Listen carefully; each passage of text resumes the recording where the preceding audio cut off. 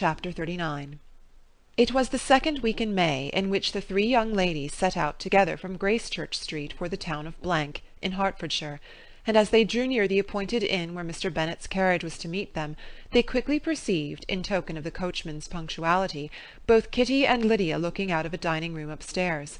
These two girls had been above an hour in the place, happily employed in visiting an opposite milliner, watching the sentinel on guard, and dressing a salad and cucumber.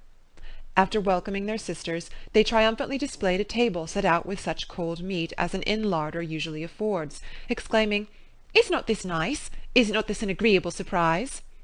"And we mean to treat you all," added Lydia, "but you must lend us the money, for we have just spent ours at the shop out there."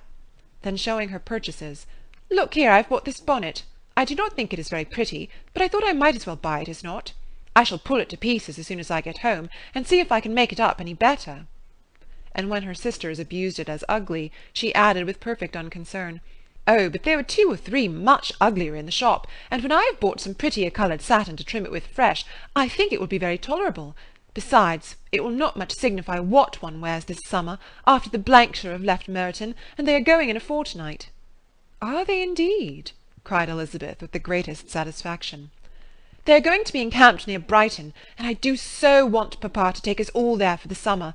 It would be such a delicious scheme, and I dare say it would cost hardly anything at all. Mamma would like to go too, of all things.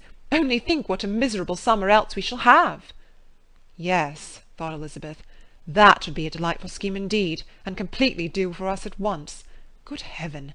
Brighton, and a whole campful of soldiers to us, who have been overset already by one poor regiment of militia and the monthly balls of Meryton." "Now I have got some news for you," said Lydia, as they sat down at table. "What do you think? It is excellent news, capital news, and about a certain person we all like." Jane and Elizabeth looked at each other, and the waiter was told he need not stay. Lydia laughed and said, "Ay, that is just like your formality and discretion. You thought the waiter must not hear, as if he cared. I dare say he often hears worse things said than I am going to say.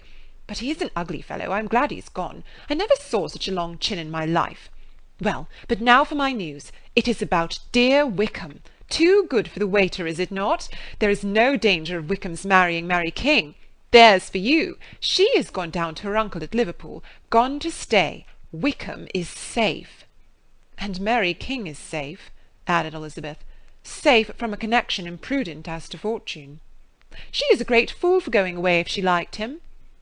"But I hope there is no strong attachment on either side," said Jane. "I am sure there is not on his. I will answer for it. He never cared 3 straws about her. Who could, about such a nasty, freckled little thing?" Elizabeth was shocked to think that, however incapable of such coarseness of expression herself, the coarseness of the sentiment was little other than her own breast had harboured and fancied liberal. As soon as all had ate and the elder ones paid, the carriage was ordered, and after some contrivance, the whole party, with all their boxes, work-bags, and parcels, and the unwelcome addition of Kitty and Lydia's purchases, were seated in it. "How nicely we are all crammed in!" cried Lydia. "I am glad I bought my bonnet, if it is only for the fun of having another bandbox. Well, now let us be quite comfortable and snug, and talk and laugh all the way home. And in the first place, let us hear what has happened to you all since you went away. Have you seen any pleasant men? Have you had any flirting? I was in great hopes that one of you'd have got a husband before you came back. Jane will be quite an old maid soon, I declare. She's almost 23. Lord, how ashamed I should be of not being married before 23. My Aunt Phillips wants you so to get husbands, you can't think. She says Lizzie had better have taken Mr. Collins, but I do not think there would have been any fun in it. Lord, how I should like to be married before any of you, and then I would chaperone you about to all the balls. Dear me, we had such a good piece of fun the other day at Colonel Forster's. Kitty and me were to spend the day there, and Mrs. Forster promised to have a little dance in the evening. By the by, Mrs. Forster and me are such friends, and so she asked the 2 Harringtons to come, but Harriet was ill, and so Pen was forced to come by herself. And then what do you think we did? We dressed up Chamberlain in women's clothes on purpose to pass for a lady. Only think what fun! Not a soul knew of it but Colonel and Mrs. Forster and Kitty and me, except my aunt, for we were forced to borrow one of her gowns, and you cannot imagine how well he looked. When Denny and Wickham and Pratt and 2 or 3 more of the men came in, they did not know him in the least. Lord, how I laughed, and so did Mrs. Forster. I thought I should have died. and that made the men suspect something, and then they soon found out what was the matter." With such kinds of histories and their parties and good jokes did Lydia, assisted by Kitty's hints and additions, endeavour to amuse her companions all the way to Longbourn. Elizabeth listened as little as she could, but there was no escaping the frequent mention of Wickham's name. Their reception at home was most kind.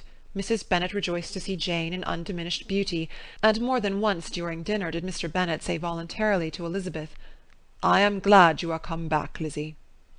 Their party in the dining-room was large, for almost all the Lucases came to meet Maria and hear the news, and various were the subjects that occupied them. Lady Lucas was inquiring of Maria after the welfare and poultry of her eldest daughter.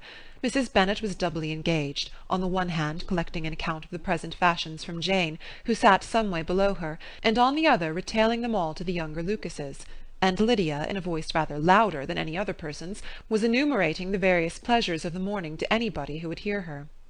"Oh, Mary," said she, "I wish you had gone with us, for we had such fun.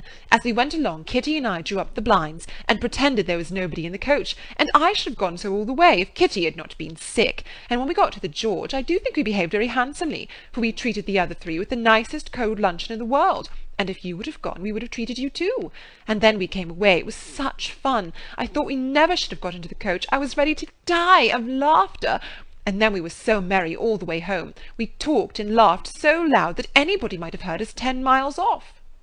To this Mary very gravely replied, "Far be it from me, my dear sister, to depreciate such pleasures. They would doubtless be congenial with the generality of female minds, but I confess they would have no charms for me. I should infinitely prefer a book." But of this answer Lydia heard not a word. She seldom listened to anybody for more than half a minute, and never attended to Mary at all. In the afternoon Lydia was urgent with the rest of the girls to walk to Meryton, and to see how everybody went on, but Elizabeth steadily opposed the scheme. It should not be said that the Miss Bennets could not be at home half a day before they were in pursuit of the officers. There was another reason, too, for her opposition. She dreaded seeing Mr. Wickham again, and was resolved to avoid it as long as possible. The comfort to her of the regiment's approaching removal was indeed beyond expression. In a fortnight they were to go, and once gone, she hoped there could be nothing more to plague her on his account. She had not been many hours at home before she found that the Brighton scheme, of which Lydia had given them a hint at the inn, was under frequent discussion between her parents.